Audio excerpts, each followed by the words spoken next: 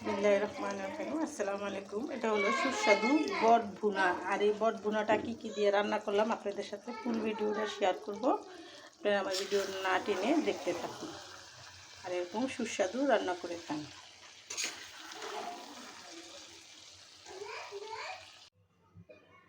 আলু দিয়ে বট ভাজাটা রান্না করার জন্য চলে আসলাম। এখানে আছে বট, এখানে পেঁয়াজ বেরেস্তা করা, হলুদের ফাঁকি দিব না বেশি। আমার এই মাংসের মধ্যে আমি বটের মধ্যে আমি সবগুলো দিয়ে রাখছি। তারপর আমি হালকা মশলা দিয়ে এটা ভাজা ভাজা করব। ভাজা ছাড়া খাবে না, তো এটা কী করে ভাজা ভাজা করবো, এটার সাথে আলু দিতে হবে। আমি আলু আর এটা করবো। আর এখানে আমি পেঁয়াজ বেরেস্তা করে রেখেছি, আর সেই তেলটা দিয়েই আমি রান্নাটা করব। আলুটার মধ্যে আমি পরিমাণ মতো লবণ দিয়ে দিলাম হাফ চামচ হলুদের ফাঁকি। এটা আমি এখন কড়াইতে দিয়ে দিব। আর আমি সবসময় আপনাদের রান্নার সময় আপনাদের সতর্কবাণী দিয়ে থাকি, আপনারা সবসময় চুলার আঁচ কমিয়ে রান্না করবেন, দুর্ঘটনা এড়িয়ে চলবেন। বেঁচে যাবে হাজার হাজার জীবন, বেঁচে যাবে লাখ লাখ টাকা।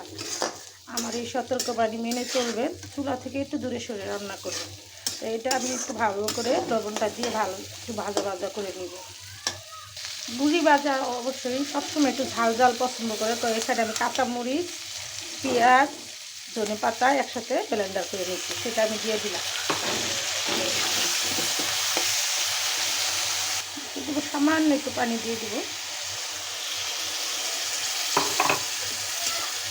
আমি সবসময় রান্নাটা আমার কাঁচামরিচ দিয়ে বেশি করি, আমি শুকনো মরিচটা একটু কম খাই। আমাদের গ্যাস্ট্রিকের সমস্যা আছে, যারা আপনারা কাঁচামরিচ তরকারি পছন্দ করেন, যাদের গ্যাস্ট্রিক আছে তারা অবশ্যই জানেন যে শুকনো মরিচ খাইলে সমস্যা হয়।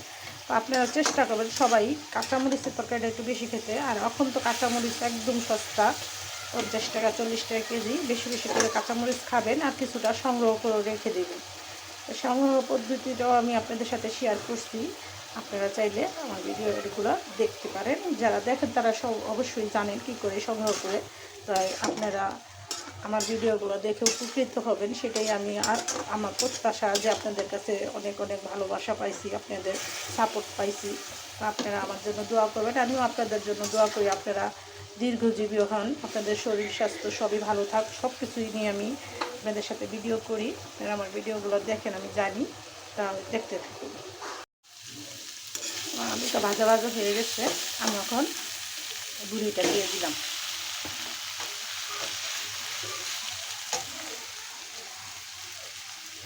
শীতের দিনে বট ভুনা ভাজি, তো এগুলো খেতে অনেক সুস্বাদু লাগে, সবাই পছন্দ। তো আমি এটাতে কী কী মশলা উপকরণ দিয়ে করলাম, কীভাবে করলাম, সব ওরা আপনাদের সাথে শেয়ার করলাম। আপনারা ওরকম করে রান্না করে খাবেন। আর ফুল ভিডিওটা করতে গেলে এটা সিদ্ধ করা করা অত কিছু দেখাতে গেলে সময়ের ব্যাপার, এত বড় করা যায় না ভিডিও, তখন আর আপনারা দেখতে চাইবেন না, বিরক্ত হয়ে যাবেন। এখানে শাহি গরম মশলা গুঁড়ো দিয়ে দিলাম 1 চা চামচ, 1 চা চামচ তেজপাতার গুঁড়ো দিয়ে দিলাম কিছুটা বেরেস্তা।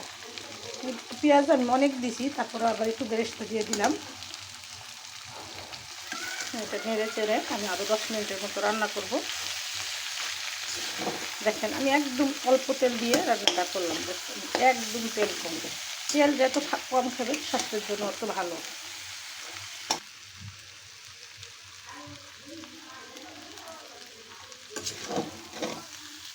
একদম ভাজা ভাজা হয়ে গেছে, তা আমি আর বেশি রান্না করবো না। আমার রান্নাটা এখানে কমপ্লিট হয়ে গেছে, আপনাদের সাথে শেয়ার করলাম। আমার ফুল ভিডিওটা আপনারা দেখবেন না টেনে, আর এরকম সুস্বাদু রান্না করে খাবেন। দেখতে অপরূপ হয়েছে, আপনারা এরকম একবার হলেও চেষ্টা করে দেখবেন, খেতে অসাধারণ।